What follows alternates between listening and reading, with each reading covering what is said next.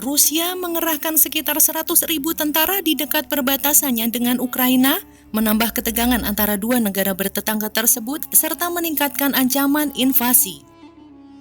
Jika terjadi perang Ukraina-Rusia, tak hanya dua negara itu yang bakal terlibat, tetapi juga blok timur dan barat.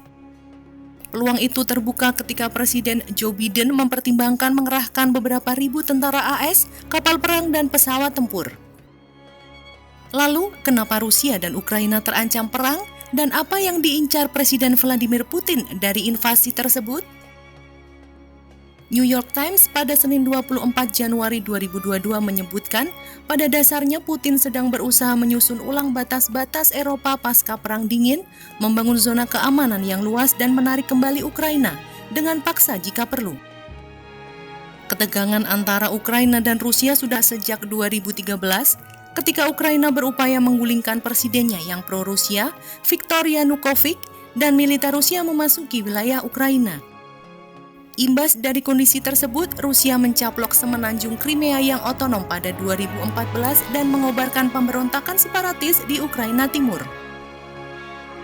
Rusia berdalih aneksasi Crimea adalah untuk membela kepentingan warga berbahasa Rusia di sana.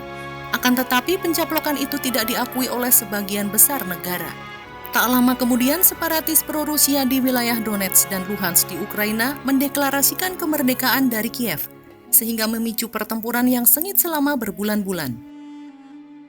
Gencatan senjata sempat disepakati pada 2015 tetapi sulit ditegakkan. Perdamaian total tak kunjung didapat di tengah perang Rusia-Ukraina yang menewaskan lebih dari 13.000 tentara dan warga sipil. Menurut Putin, Ukraina pada dasarnya adalah bagian dari Rusia baik secara budaya maupun historis.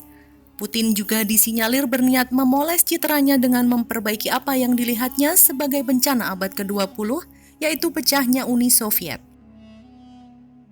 Ukraina, negara berpenduduk 44 juta orang yang sebelumnya tergabung dengan Uni Soviet dan berbagi perbatasan sepanjang 1.900 km dengan Rusia, menurut Putin dapat meningkatkan kekuatan negaranya untuk bersaing dengan AS dan China.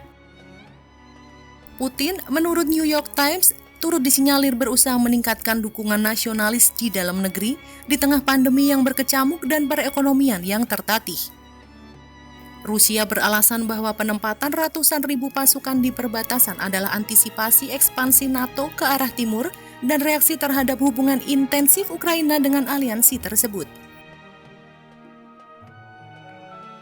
Dikutip dari ABC pada Minggu 23 Januari 2022, NATO meningkatkan dukungan untuk Ukraina dalam hal persenjataan, pelatihan, dan personel. Rusia pun menuduh Ukraina meningkatkan jumlah pasukannya sebagai persiapan merebut kembali wilayah Donbas, tetapi Kiev membantah tudingan itu. Di sisi lain, pemerintah Ukraina menegaskan Rusia tidak dapat mencegah Kiev membangun hubungan yang lebih dekat dengan NATO. Presiden Ukraina Volodymyr Zelensky menuding Rusia berusaha mengacaukan negara itu dan menyusun kudeta.